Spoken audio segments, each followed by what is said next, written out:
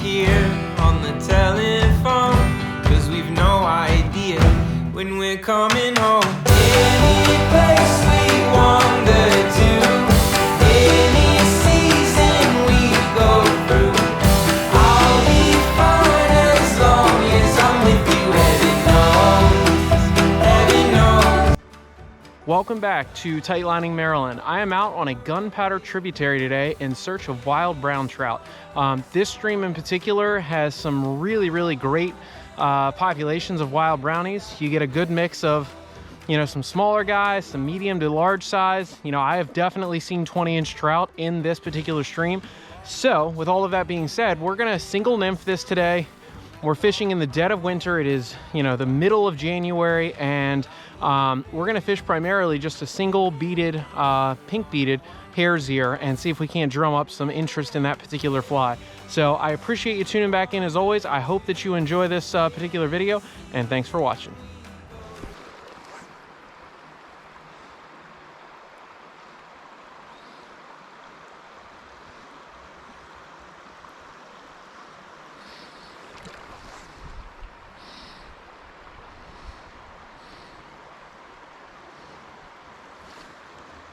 There we go. First little brown of the day. We took our pink beaded hare's ear and in the net he goes. So he was sitting right up against that tree. Good place for him to hide. Obviously nothing big, but you know, definitely is a success to be able to net a fish. All right, let's get our hands wet. All right. So this little guy fell prey to our little pink beaded hare's ear. We'll get him back.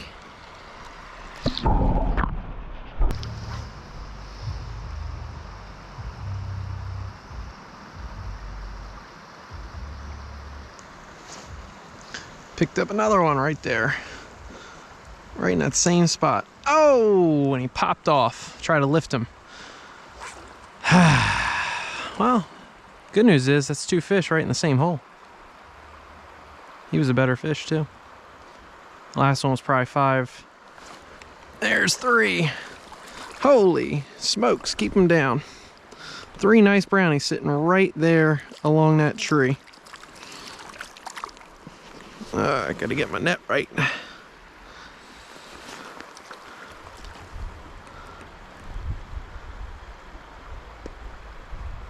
There we go.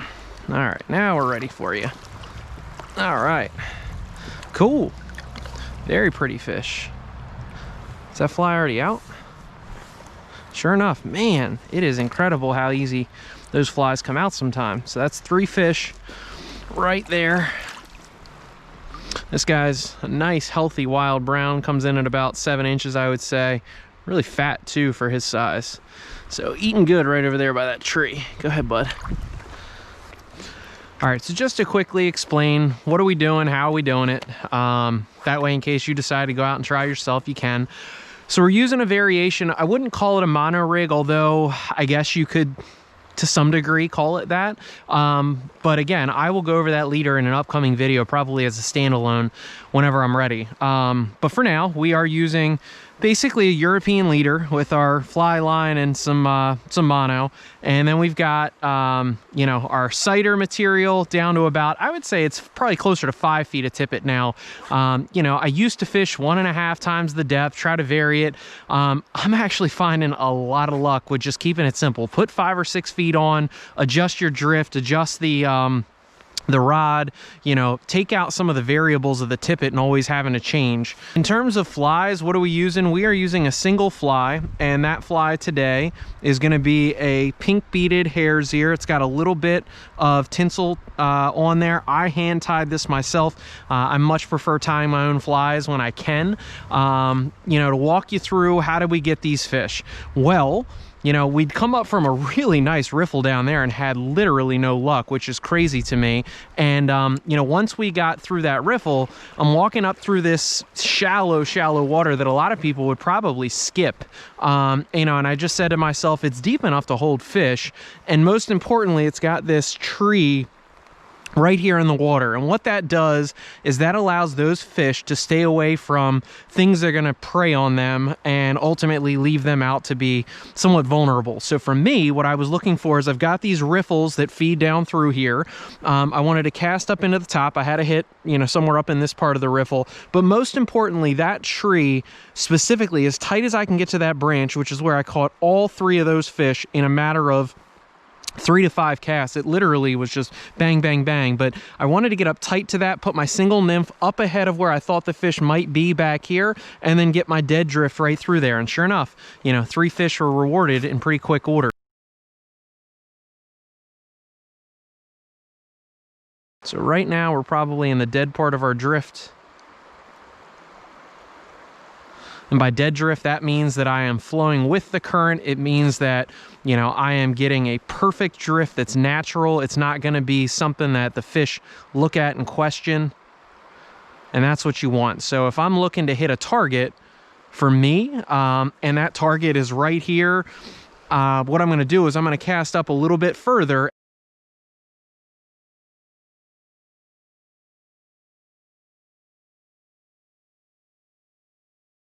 And that way, by the time it gets to that, you know, sweet spot, that zone that I want to be in, I am in a perfect dead drift at that point.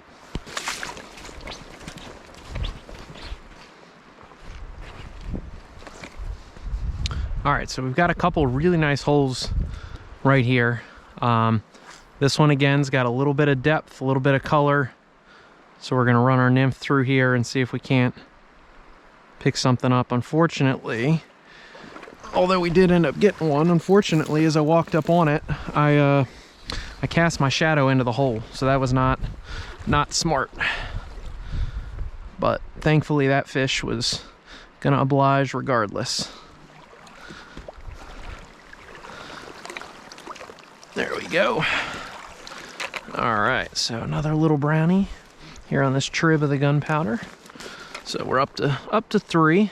4 total hooked and 3 into net, so I like that ratio. Oh.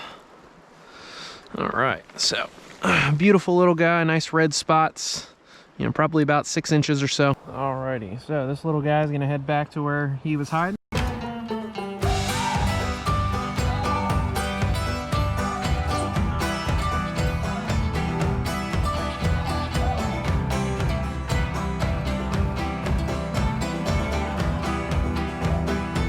So for this particular run, it's a little deeper than I usually tight line nymph. The good news is, with a little bit further distance on the cast, you give yourself more time to get down to depth, as you saw in that last sequence where I got that fish.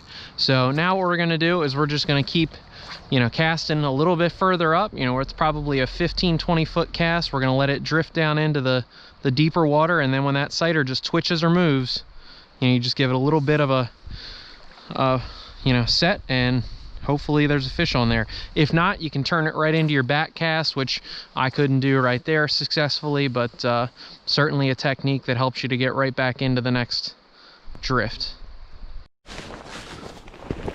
All right, so we're up to our next spot. Again, shaded. You can see how shaded it is. Never gets any sun because you got a ton of ice. So unfortunately, that's gonna mean this particular hole is a little colder than most, so we're gonna need to probably get into a different spot. And as I look at it more and more, it's silty, so we're gonna move on.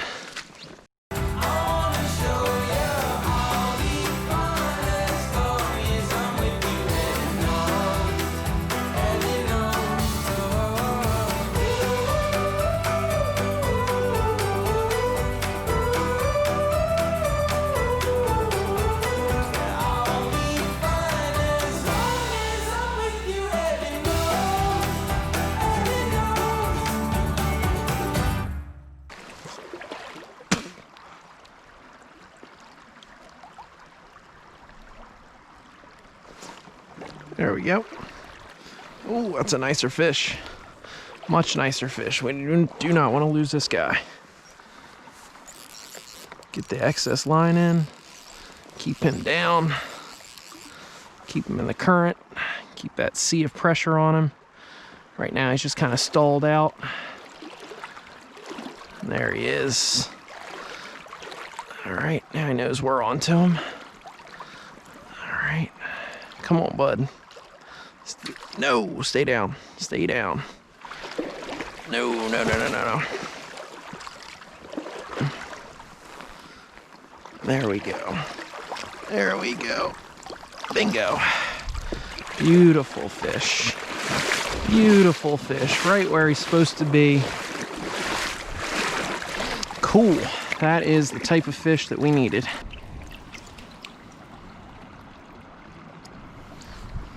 Alrighty.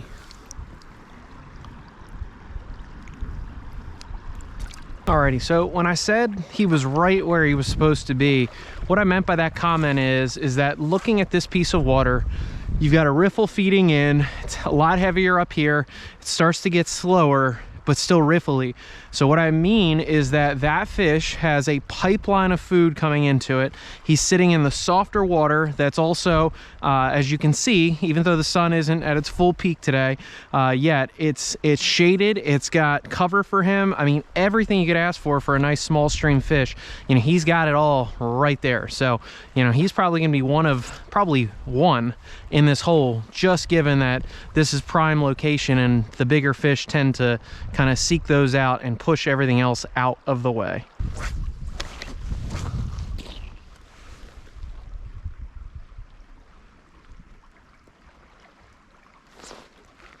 There we go.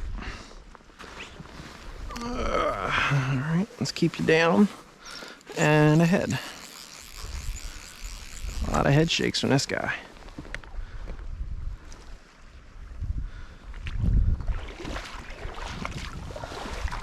Well, just realized I lost another net, so that's fun. Got to go back and find that.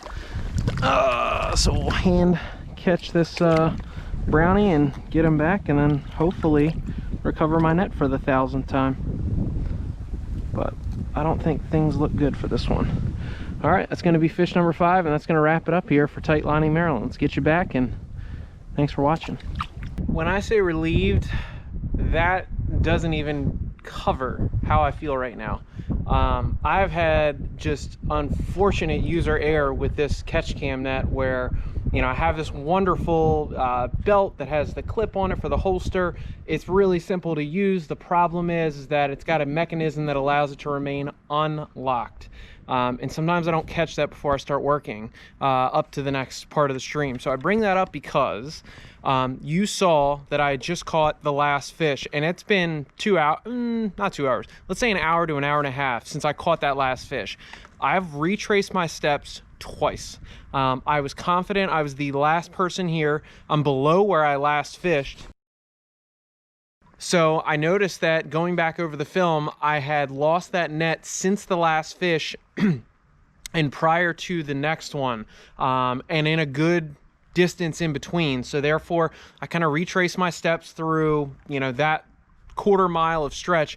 No luck. I mean, everywhere through the brush, everywhere through the stream. I literally got back to the spot where I knew I'd had it last, and I was just like, well, that's it. It's a wrap. And then out of nowhere, I find it pushed up way down below, probably 30, 40 yards below where I last saw it. And I got lucky. It got pushed up all the way over to this rock.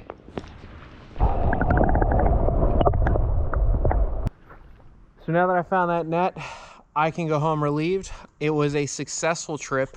We were able to get into many, many fish, and thankfully did not lose my GoPro and my net. That would have sucked. So thank you as always for tuning back in. Sorry that that's another episode where I've lost the net. It's usually 2 times a year, so this is once. Let's hope in 2021 we can change that and not have a second. Tight lines, everybody, and I'll see you in the next video.